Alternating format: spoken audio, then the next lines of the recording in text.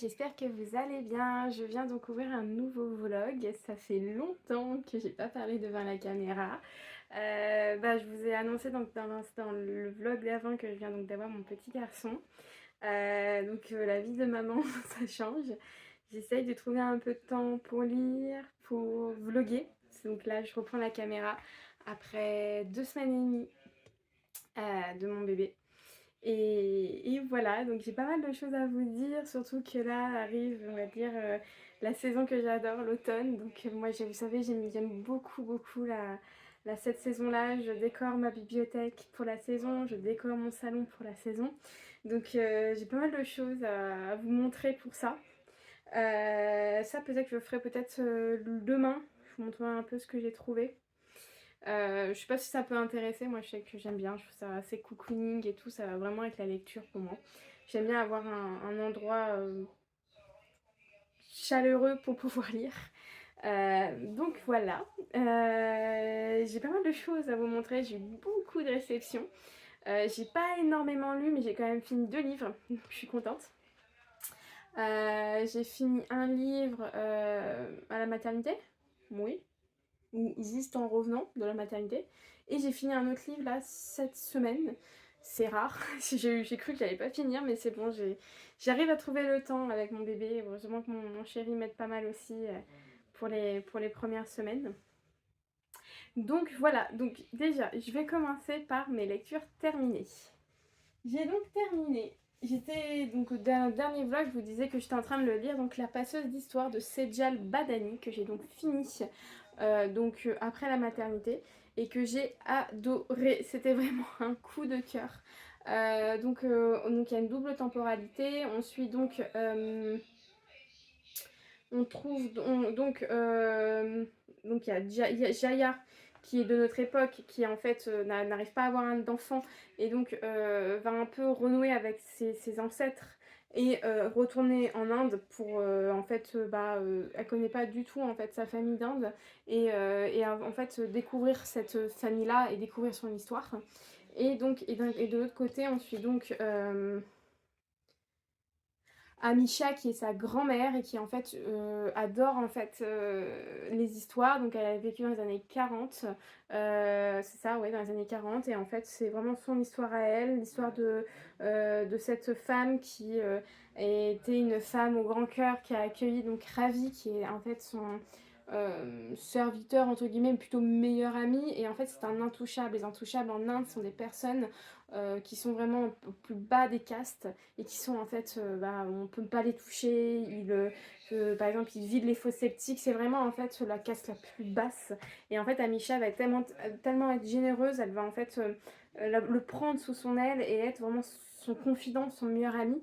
Et c'est Ravi qui va en fait, faire découvrir l'histoire de la grand-mère de Jaya à Jaya, et il va en fait transmettre cette histoire-là. Et c'est vraiment une passeuse d'histoire. Je disais la passeuse d'histoire, c'est presque même le passeur d'histoire parce qu'il donne l'histoire à Jaya. Et c'est vraiment un très très beau roman. Ça se passe en Inde. Moi que j'ai pas eu l'habitude de lire des livres qui se passent en Inde, donc j'ai lu La Tresse de Laetitia Colombini qui se passe en Inde, qui est aussi très très bien.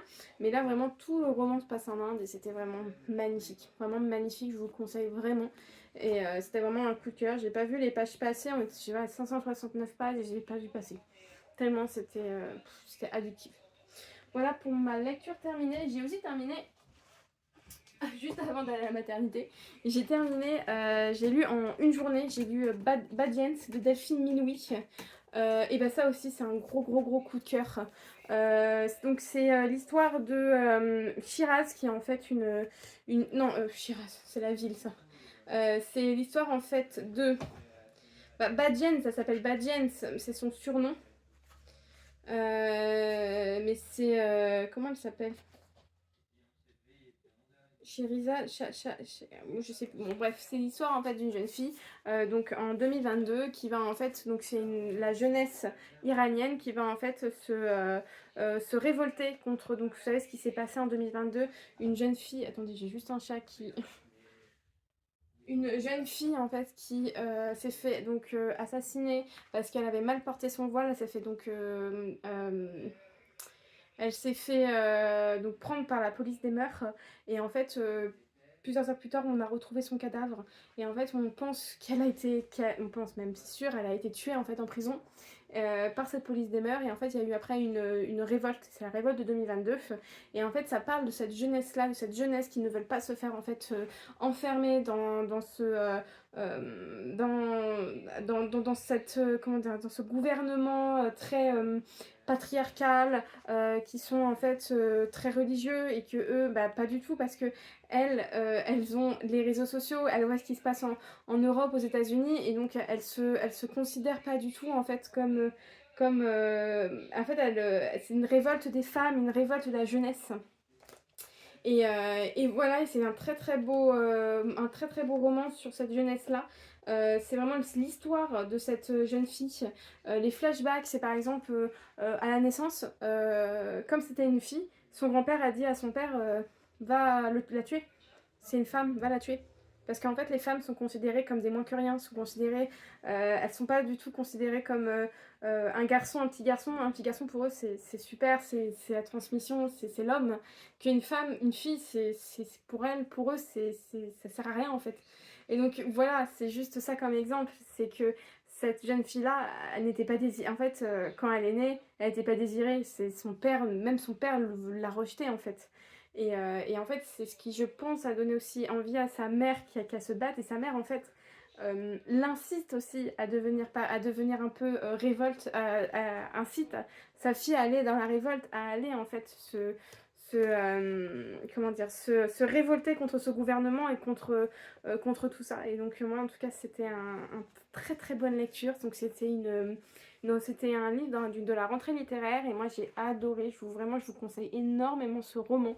Il se lit très très très vite, 145 pages, je l'ai lu en une journée, et j'ai adoré. J'ai pas réussi à le comment ça s'appelle, à le lâcher. Il y a vraiment il y avait des scènes qui m'ont dégoûtée. Il y a des scènes qui me disaient bah, heureusement que cette jeunesse est là, et heureusement voilà, qu'ils élèvent la voix pour dire non à cette police des mœurs, à ces gens qui veulent en fait leur imposer des choses qu'ils ne veulent pas. Et c'est vraiment vraiment un très très bon roman. Voilà, donc ça c'est le deuxième que j'ai terminé. J'ai terminé aussi la petite bibliothèque des souvenirs de Kate Storey, que j'ai reçue en service presse en août, fin août, et que j'ai donc lu là cette semaine. Donc c'est l'histoire en fait de Sally, qui a constitué une petite bibliothèque pour sa fille. Donc à chaque anniversaire, elle mettait en fait un livre dans sa bibliothèque. Donc sa fille a à peu près 40 ans, donc elle a 40 livres. Le problème, c'est que Sally et sa fille sont totalement, et là sa fille, sont brouillées. Et là vit en Australie, Sally en Angleterre. Mais Sally a un grave accident, et là est obligée de revenir en Angleterre pour aider sa mère.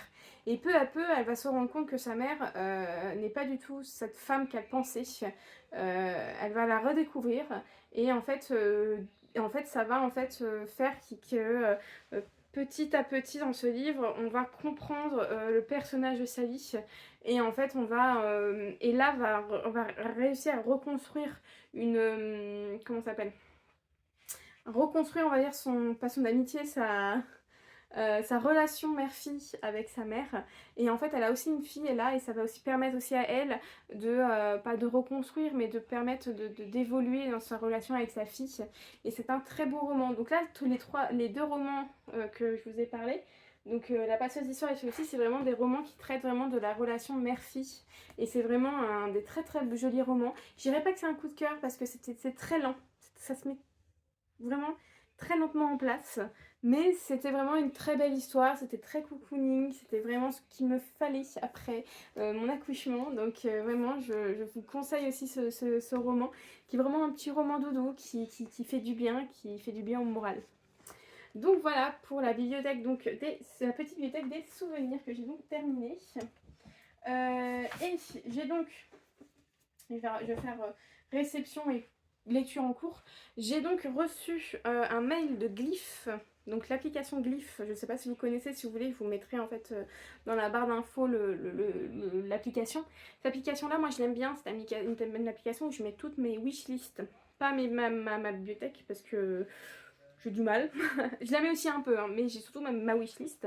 Et en fait, ils m'ont contacté, Glyph, pour pouvoir lire en fait un livre qui va sortir en fait en poche et pouvoir en fait le noter sur les plateformes, donc Babelio, Amazon, Glyph, en fait sur les applications.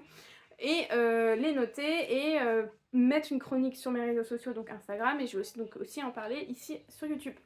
Et donc ils m'ont envoyé ce roman, qui est donc Comment j'ai tué ton mari, de Elle Cosimano. Donc il est sorti déjà l'année dernière en brochet chez Charleston. Je l'avais vu, je me suis dit, oh, il a l'air sympa ce roman. Et j'ai commencé, j'ai lu 3 chapitres. Je suis vraiment au début. Donc ça parle de Finlay Donovan, qui est donc une autrice à policier romance. Son mari l'a lâchée pour l'agent immobilier. Elle se retrouve avec 2 enfants un peu en bas âge. Elle est un peu dépassée partout et surtout elle a plus de sous. Donc elle va demander un peu à son agent de l'aider à avoir des sous et tout. Et ils vont avoir une conversation qui peut être s'apparenter un peu à un... avec des connotations un peu policières et de comment ça s'appelle, serial killeuse, voilà, tout simplement. Et en fait, une dame à côté va entendre leur conversation et va être un peu ébahie parce qu'elle va trouver aussi dans son sac un couteau, des cheveux et un peu de sang. Alors, faut savoir, c'est que ce couteau, c'était pour couper les cheveux de sa fille, parce qu'elle s'était mis de je sais plus quoi dans les cheveux. Et le sang, sans faire exprès, elle a coupé un peu de peau à sa fille. Donc c'était ça le sang. Et donc la femme, elle s'est dit, bon, ça doit être une tueuse à gages, cette dame. Et donc elle va lui glisser un mot, et elle va en fait lui mettre le nom de son mari, l'adresse, et vous pouvez le tuer en fait, pour 50 000. Et elle est tellement en fait en manque d'argent. Et, je suis à ce moment-là. Est-ce qu'elle va accepter ou pas de tuer le mari de cette dame? Et voilà, donc je suis à là. Et en fait, c'est ça le pitch. C'est, elle est, voilà, on ne peut plus. Elle veut en fait gagner des sous. Son ex, c'est un pur con. Excusez-moi. Mais son ex qui va en fait tromper sa femme avec l'agent immobilier qui leur a vendu la maison. Et en plus, qui veut la garde des enfants. Donc c'est vraiment, vraiment d'archétype du mec. Pourquoi t'as fait des enfants avec? Voilà, donc ça c'est ma lecture en cours, donc je l'ai reçu cette semaine et j'espère donc le lire assez vite parce que j'ai d'autres lectures qui m'attendent qui sont aussi donc de rentrée littéraire et qui sont aussi très palpitantes. Donc voilà, donc je vais vous présenter tout ce que j'ai eu. Voilà, j'ai reçu pas mal de réceptions. Je vais vous présenter déjà les 3 réceptions que j'ai eues donc de la part de HarperCollins. Le premier, c'est donc le dernier roman de Émilie Guillaumin, Petite dent, grand croc.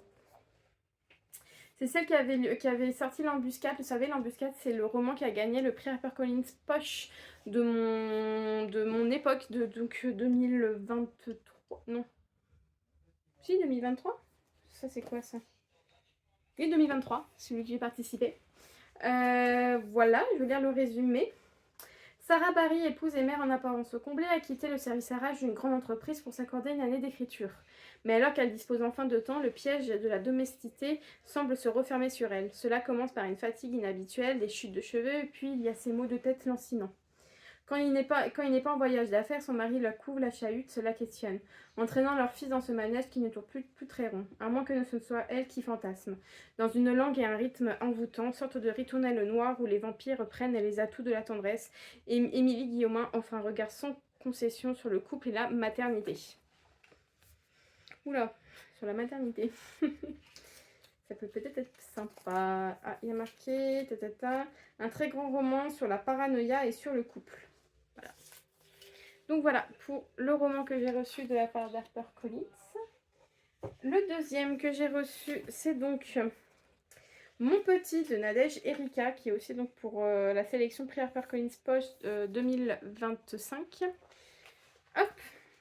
Belleville dans les années 90, chez grand-maman dans une cité HLM, Naël porte des robes à col, Claudine apprend qu'il faut dire les intempéries et non un temps de merde, passe devant des restaurants asiatiques qui exposent des canards sans tête. Porte de Montreuil chez Jeanne, sa mère, infirmière libre et bohème, abonnée aux huissiers, ses dîners, Banania Biscotte, tourne au disque et les Jackson 5 à fond. Entre les deux, avec ses frères et sœurs, Naël fait la navette, grandit, pose des questions qui restent sans réponse. Rencontre des hommes jamais comme il faut. Tombe amoureuse de Gustave et devient mère à 19 ans.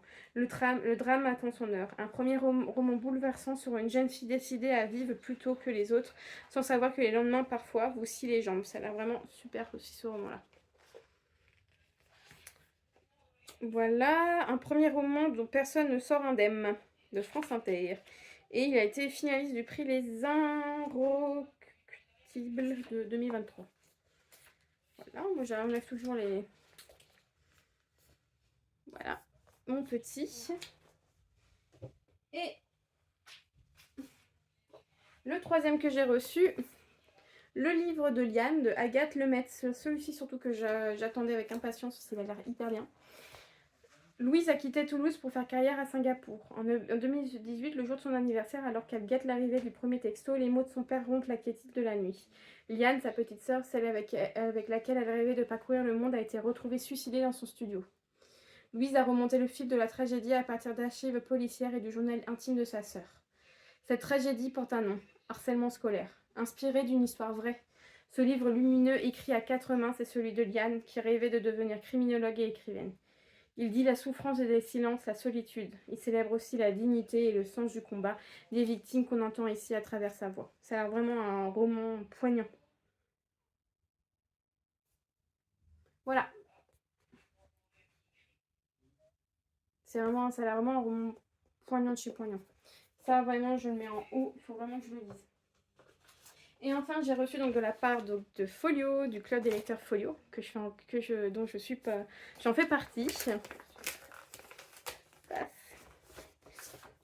notre lecture de septembre, Les nuits que l'on choisit, d'Élise Costa. Sillonnant le palais de justice à travers la France, Élise Costa suit les affaires criminelles les plus médiatiques, la joggeuse de Boulogne, Troadec, Nordel-Hollandais, et celles qui font couler ou moins d'encre. Alors qu'elle plonge dans les rouages d'une justice aussi implacable que fascinante, elle se met à la recherche des traces d'humanité qui pourraient subsister. Attentive à des détails qu'elle seule remarque, elle instille empathie et lumière dans ces affaires peuplées de monstruosités. Ça aussi, trop envie. Je pense que ce sera ma prochaine lecture, celle-ci, et après le livre de Liane. Ouais, j'ai trop envie.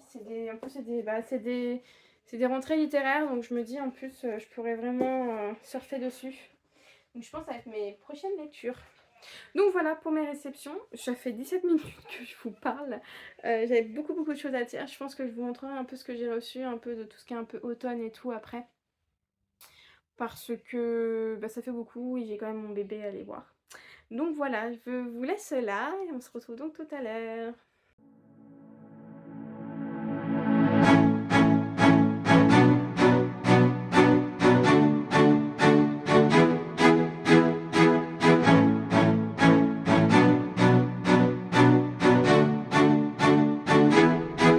Hello, j'espère que vous allez bien. Aujourd'hui on est mardi. Ce vlog est vraiment très bizarre. Je vous prends, je vous parle énormément, puis je m'arrête. Mais comme vous savez, j'ai eu un petit bébé il n'y a pas si longtemps que ça, donc j'essaye de vous prendre quand je peux, malheureusement.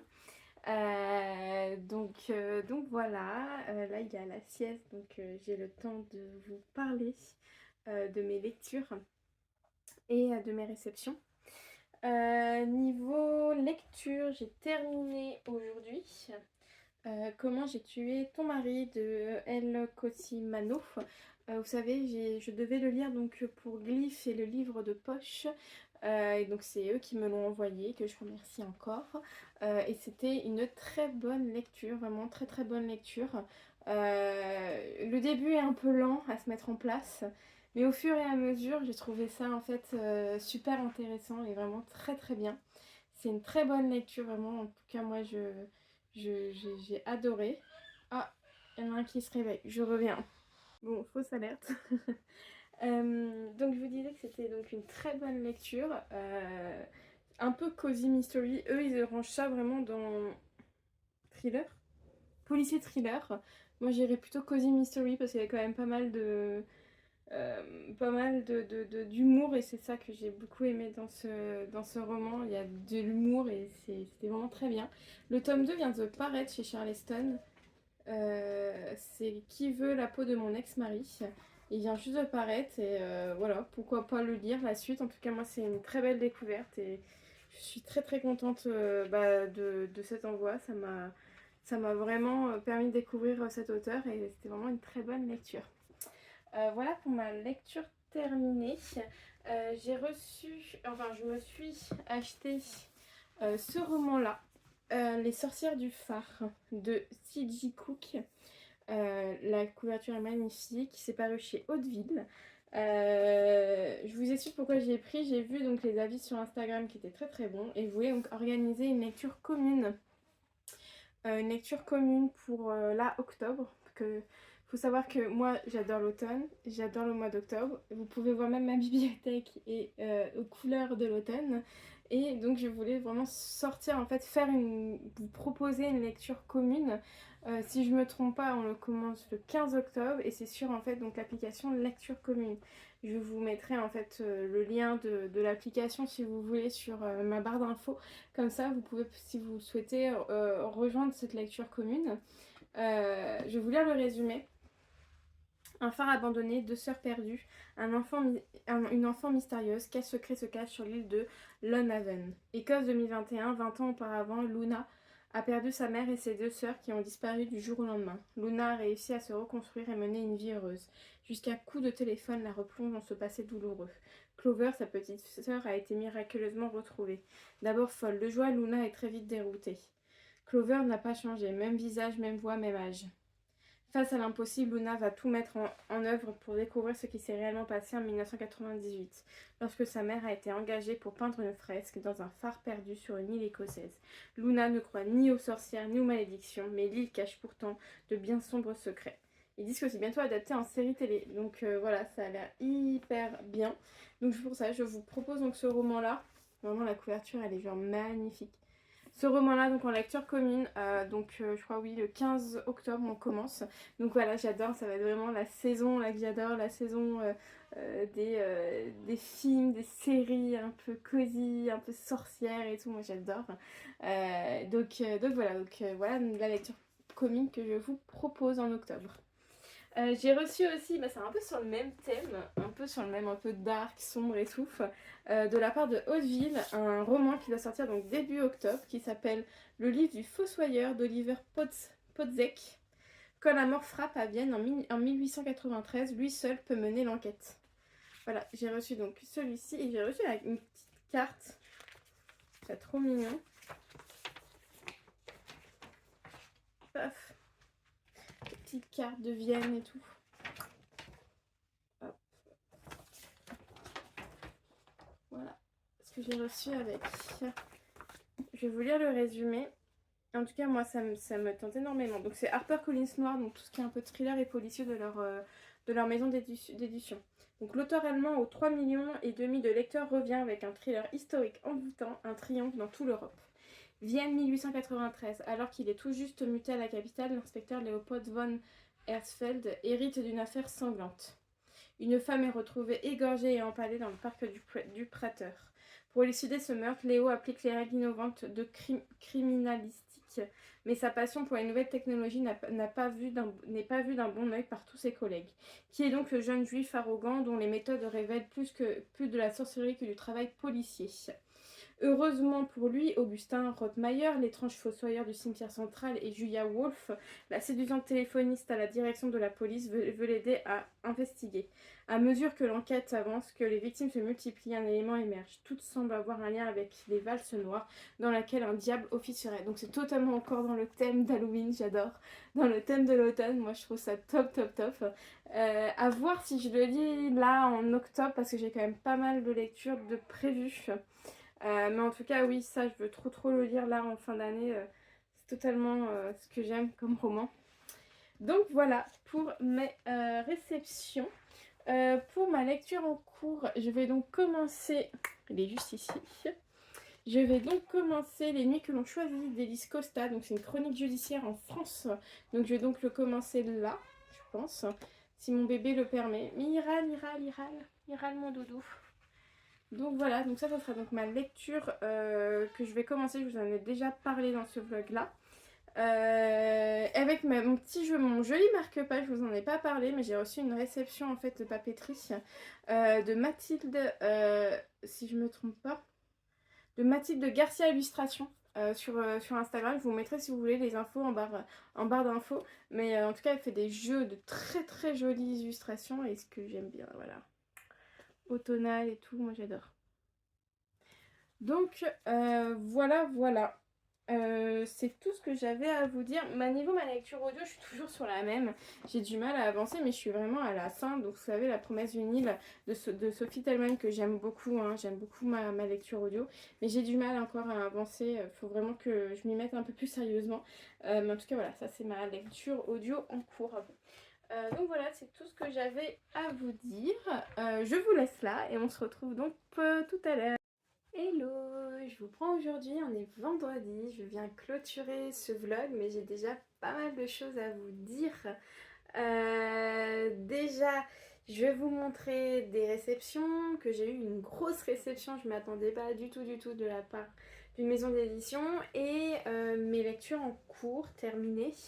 Et voilà, c'est déjà pas mal de choses à vous dire. Je vais commencer par mes réceptions, j'ai reçu...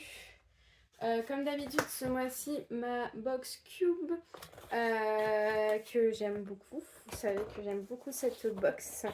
C'est vraiment une des seules que j'ai testées que je trouve vraiment très très bien. Ce mois-ci, ils m'ont proposé, donc il y a eu la proposition des livres comment ça s'appelle, des créateurs de la box Cube et j'ai encore pris un des livres que proposait un des créateurs et donc c'est Si belle en ce mouroir de Marie Laborde que j'ai pris. Je vais vous lire le résumé.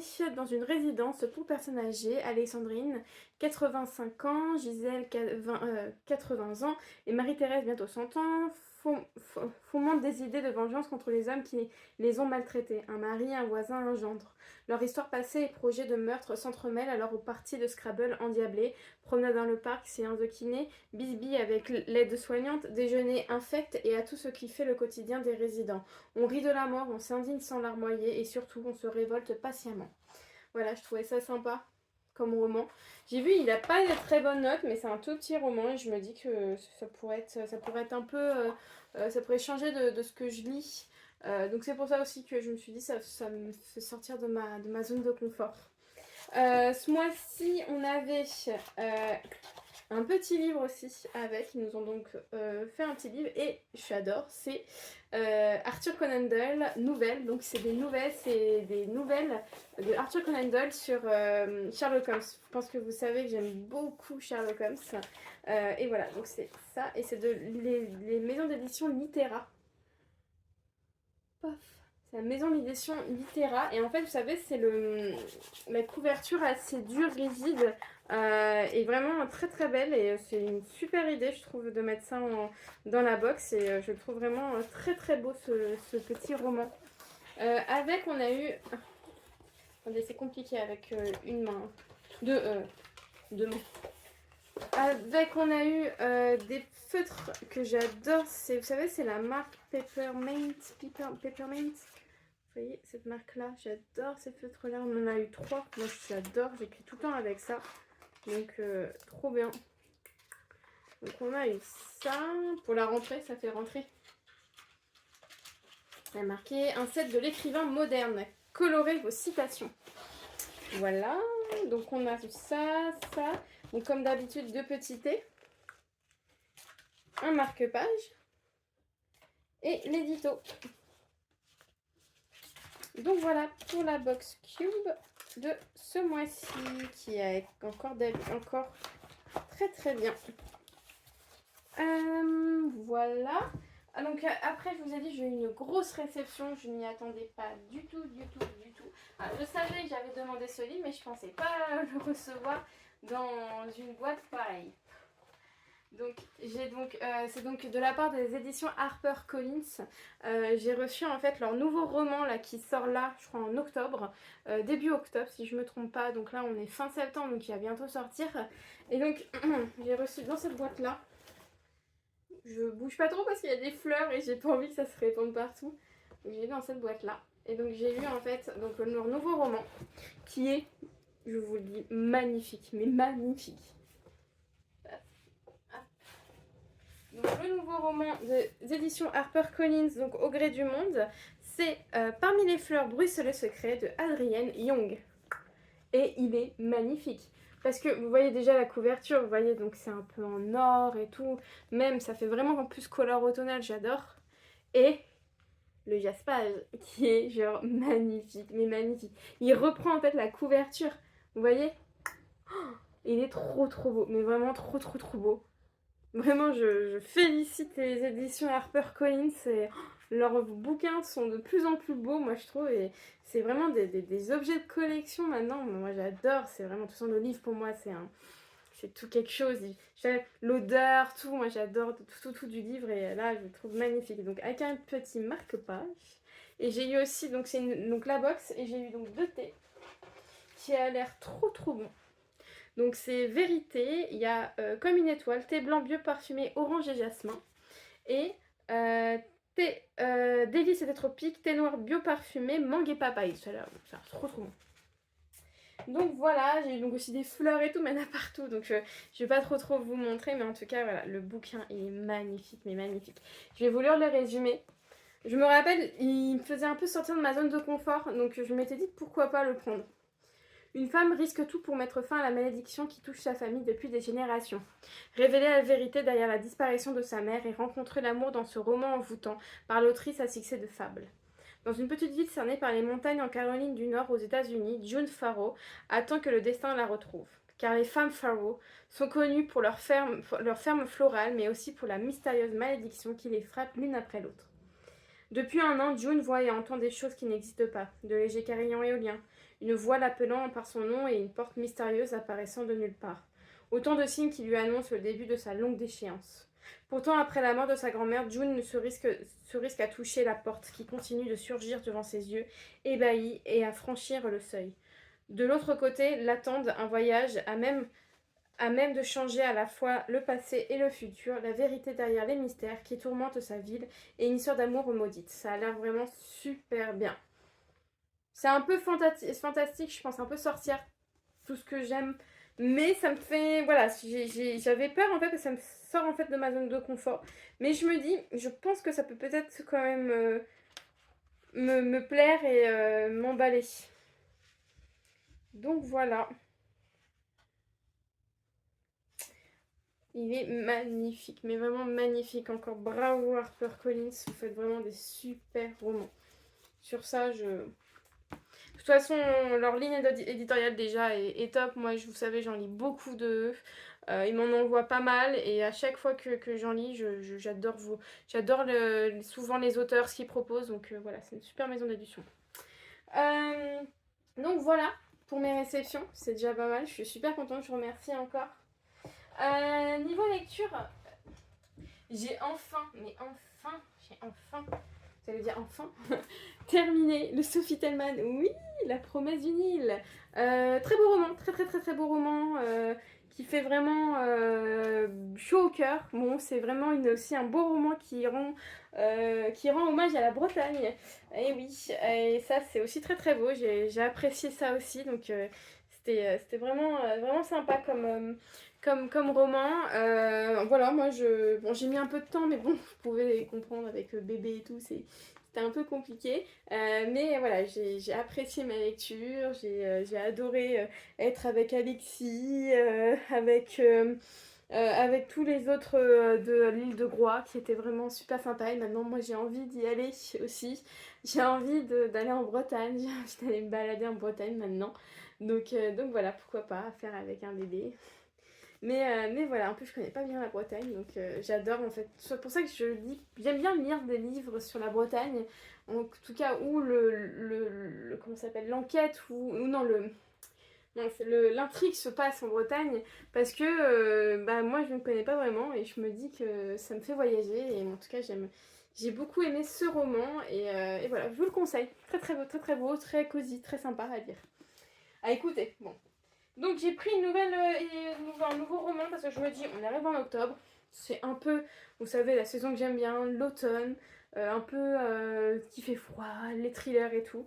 Donc je me suis dit, allez, un petit thriller. Donc celui-là, ça faisait un petit moment que je l'avais dans ma palle.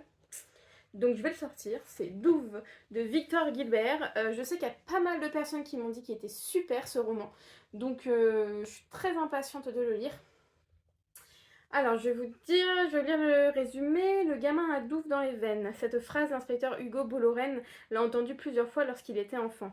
Aussi, lorsqu'il apprend qu'un meurtre a eu lieu à Douve, il y voit un signe. Son père est mort, sa mère souffre de la maladie d'Alzheimer. C'est sa dernière chance de comprendre son lien avec ce village perdu au milieu d'une forêt de sapins. Donc totalement l'ambiance que j'adore. Tout ce qu'il sait, c'est que son père policier, lui, aussi a été envoyé à Douve il y a 40 ans pour enquêter sur la fuite médiatisée d'un Islandais accusé de meurtre et que sa mère, journaliste, l'a accompagné pour écrire un livre sur l'affaire.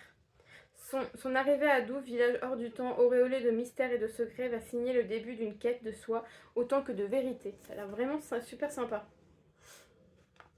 On m'a dit que c'était un super auteur, donc je vais lire ça, je vous dirai ça. Donc voilà, ça c'est en tout cas, ça va être ma lecture audio en cours. Niveau lecture, je suis à la moitié de Les Nuits que l'on choisit d'Élise Costa. Vous savez que de Folio que je lis pour le club des lecteurs Folio.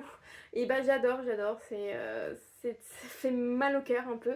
On suit en fait donc Élise qui est en fait chroniqueuse criminelle qui va en fait dans les palais de justice assister en fait aux chroniques, assister au jugement, à des jugements que parfois moi je me dis ah oui j'en ai entendu parler et d'autres mais pas du tout, je connais pas du tout.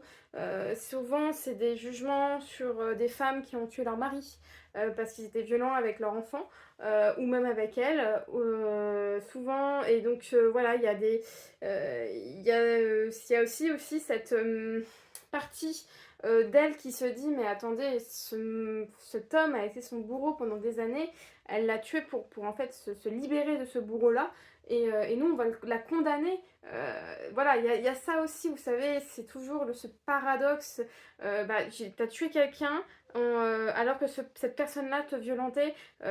Donc voilà, il y a toujours aussi ça. Vous savez, il s'est passé, je crois, donc c'était sous Hollande, il y avait Jacqueline Sauvage qui a eu la grâce présidentielle parce elle a été emprisonnée, mais elle a eu la grâce présidentielle. Elle avait tué son mari d'un coup je crois d'un coup de fusil dans le dos et ça avait pas plu à la justice si je me rappelle bien et ça en fait ça avait déchaîné les chroniques criminelles et en fait c'était voilà c'était est-ce qu'une femme battue peut en fait comment dire une femme battue ne peut pas tuer une personne, mais ne peut pas tuer son mari. Voilà, c'est toujours ça. Bref, je m'embrouille la tête, mais voilà, il y a beaucoup de ça dans ce roman-là, ou des tueurs en série. Donc c'est assez froid dans le dos aussi de temps en temps parce qu'elle explique comment sont aussi ces personnes-là, les accusés, comment elles se comportent, et parfois ça fait vraiment froid dans le dos. Mais c'est très très très bien écrit, et moi pour l'instant j'aime beaucoup ce roman-là. Euh, je pense, j'espère le finir peut-être demain plutôt. Et en tout cas, je vous dirai mon avis donc, dans le prochain vlog. Mais voilà, tout ça c'est donc ma lecture en cours. Voilà, c'est tout ce que j'avais à vous dire. Donc je vais clôturer ce vlog ici. Je préfère clôturer ici parce que je sais pas trop quand est-ce que je vais vous reprendre. Voilà, moi, ma vie a un peu changé. Je suis à droite, à gauche, j'ai un bébé. Je m'en occupe. Voilà, c'est ça d'être maman. Donc voilà, j'essaie tout de même. Là, je reprends de plus en plus la lecture. Je reprends de plus en plus le portable. Je reprends aussi les vidéos. Vous voyez, ça va faire un mois là que j'ai accouché. Donc je commence à prendre mes marques. Mais voilà, donc je vous laisse là. N'hésitez pas à liker, à commenter, à me dire vos avis sur la vidéo, sur les romans. Voilà. Et oui, aussi, si, avant de clôturer, je voulais vous dire, n'hésitez pas aussi à participer à ma lecture commune sur l'application lecture commune. Vous savez, les phares des sorcières, je vous propose en lecture commune, je sais pas où il est le roman. Donc c'est à partir, j'ai re-regardé, c'est à partir du 14 octobre que je vous propose en fait cette lecture. Donc n'hésitez pas, moi mon pseudo c'est Marie J. Bookin aussi sur lecture commune. N'hésitez pas à participer, je sais qu'on est déjà pas mal, on doit être 7-8. Mais voilà, n'hésitez pas, moi je serais très contente de vous accueillir dans cette lecture commune et on verra aussi pour un découpage. Mais en tout cas voilà, C'est la lecture commune que je vous propose pour ce mois-ci et pour une fois, vous allez avoir la vidéo avant la lecture commune, donc n'hésitez pas, je sais qu'il y en a pas mal qui ont cherché à participer aux lectures communes que je proposais, donc n'hésitez pas à y aller. Donc voilà, donc je vous laisse là, j'espère que vous avez passé un bon moment en ma compagnie. Je vous souhaite donc de très bonnes lectures et un très bon visionnage. À bientôt!